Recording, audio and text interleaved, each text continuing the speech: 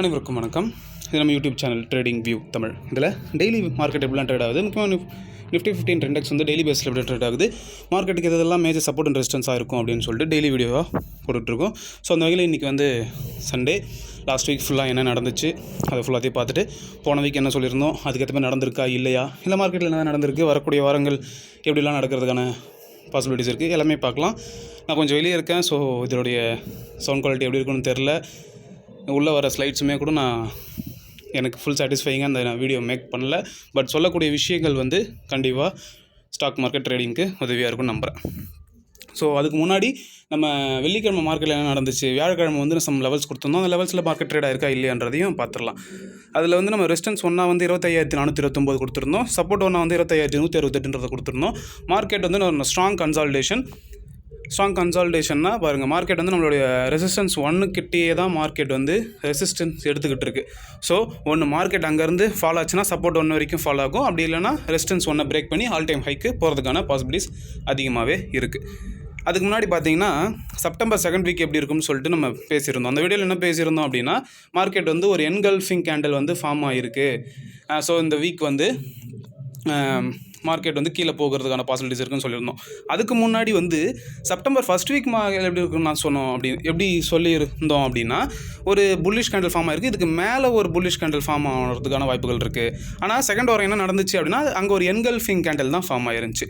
So இந்த week என்ன நடந்திருக்கு அப்படின்னா, அகைன்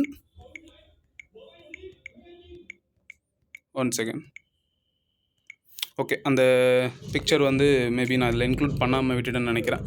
ஸோ நான் அங்கே உங்களுக்கு ட்ரா பண்ணி காட்டுறேன். இந்த வாரம் என்ன ஆச்சுன்னா, இந்த ரெட் கலர் கேண்டலுக்கு பக்கத்துலேயே ஒரு strong bullish green colour candle form ஆகிடுச்சு. ஓகேங்களா, இதை நான் ட்ரா பண்ணியிருக்கேன். பட் ஆக்சுவலாக நீங்கள் வீக்லி அனலைசிங் வீக்லியில் நீங்கள் அந்த டைம் ஃப்ரேம் வச்சு பார்த்தீங்கன்னா, இந்த ரெட் கலருக்கு கேண்டில் பக்கத்தில் ஒரு green colour bullish candle form ஆகிருக்கும்.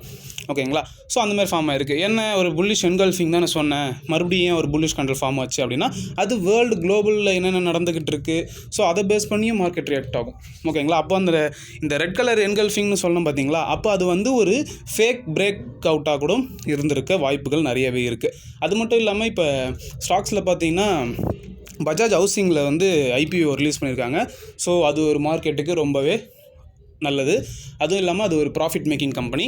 அதனால் மார்க்கெட் அப்கமிங் வீக்ஸும் வந்து மார்க்கெட் மேலே போகிறதுக்கான வாய்ப்புகள் இருக்குது. அது மட்டும் இல்லாமல் யூஎஸில் வந்து ரேட் கட் டிசிஷன் இருக்குது. ஸோ 50 பேசிஸ் பாயிண்ட்டில் பண்ணுவாங்கன்னு எல்லோரும் எக்ஸ்பெக்ட் பண்ணுறாங்க. அது என்றைக்குன்னா September 18th, I think Thursday or Friday தான் நினைக்கிறேன்.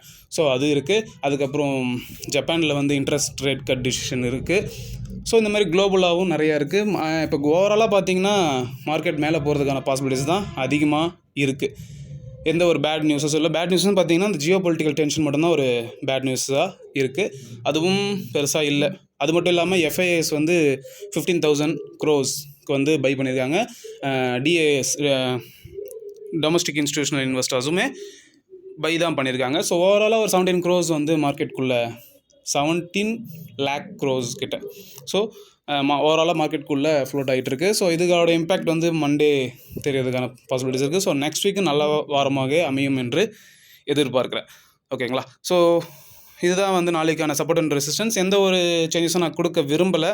லாஸ்ட் வீக் என்ன தேர்ஸ்டேயில் என்ன இருந்துச்சோ அதை தான் நான் கொடுத்துருக்கேன். ஃபஸ்ட்டு சப்போர்ட் வந்து பார்த்தீங்கன்னா 25,168.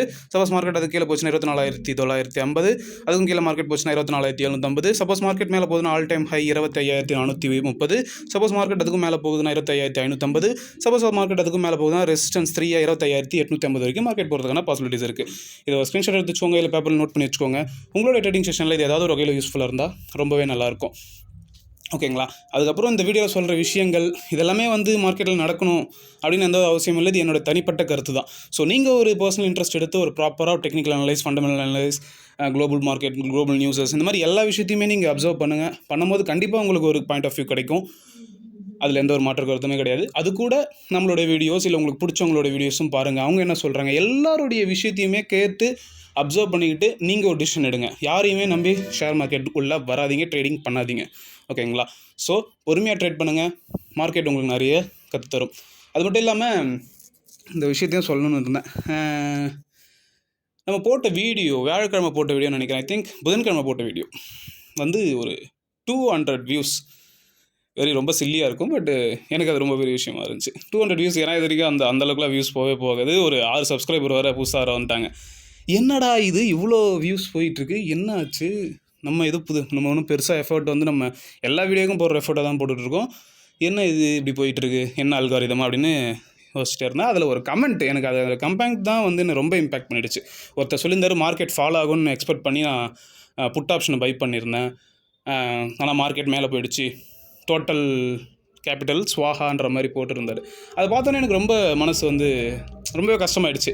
ஏன்னா நம்ம வந்து ஒரு வீடியோ போடுறோம், ஒரு விஷயத்தை நம்ம ஒருத்தங்கிட்ட சொல்கிறோம் அப்படின்னா உங்கள் காசுலாம் லாஸ் ஆகிடும் அப்படின்றத இன்ஸ்டியூஷனில் யாருமே சொல்ல மாட்டாங்க. ஓகேங்களா? ஸோ நம்மளோட வீடியோ கீழே அந்த ஒரு கமெண்ட் இருக்கவே எனக்கு வந்து நான் ரொம்பவே ஃபீல் பண்ணிட்டேன். ஏன்னா ஓகேங்களா, அந்த ட்ரேடிங்குள்ளே இருக்கவங்களுக்கு தான் தெரியும் ஒரு கேபிட்டல் வாஷ் அவுட் ஸ்வாஹா வருதுன்னா என்னன்றது. ரியல் டைமில் ஒரு ட்ரேடிங் பண்ணி ஏதோ ஒரு கேபிட்டலில் வச்சு ஏதாவது ஒன்று பண்ணிட முடியாதா, ஏதாவது ஒரு ப்ராஃபிட் பண்ணிட முடியாதான்னு பண்ணுறவங்களுக்கு நடந்தால் தான் அது தெரியும். ஓகேங்களா? ஸோ அந்த கமெண்ட் வந்து எனக்கு ரொம்பவே பாதிச்சு இருந்துச்சு. ஸோ அதை பற்றி தனி ஒரு வீடியோ போடுறேன். நான் கொஞ்சம் அவுட் ஸ்டேஷனில் இருக்கிறதுனால என்னால் பெருசாக எதுவும் இந்த வீடியோலையும் என்னால் சொல்ல முடியல.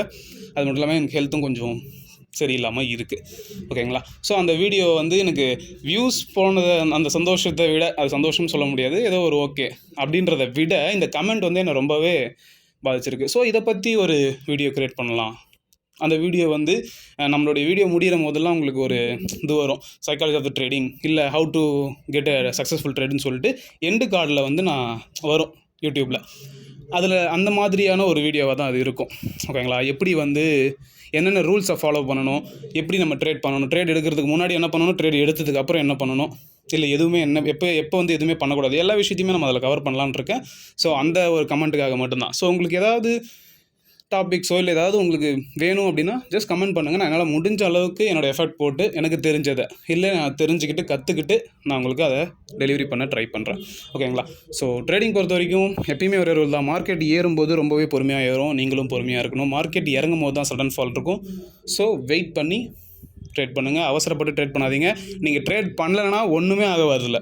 உங்களோட கேபிட்டல் 1 லட்ச ரூபானா 1 லட்ச ரூபா அப்படியே இருக்கும், 10,000 10,000 அப்படியே இருக்கும், 5,000 5,000 அப்படியே இருக்கும், 1,000 ரூபானா 1,000 அப்படியே இருக்கும். ஆனால் நீங்கள் ட்ரேட் பண்ணி லாஸ் பண்ணிங்கன்னா அது காலி ஆகிடும். ஓகேங்களா? ஸோ ட்ரேட் பண்ணாமல் இருக்கிறது ட்ரேடிங்கில் ரொம்பவே ஒரு புத்திசாலித்தனம்னு நான் சொல்லுவேன்.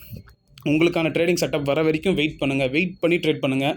அவசரப்பட்டு ட்ரேட் பண்ணாதீங்க, யாருக்கும் ப்ரூவ் பண்ணணும்னு ட்ரேட் பண்ணாதீங்க. ஓகேங்களா?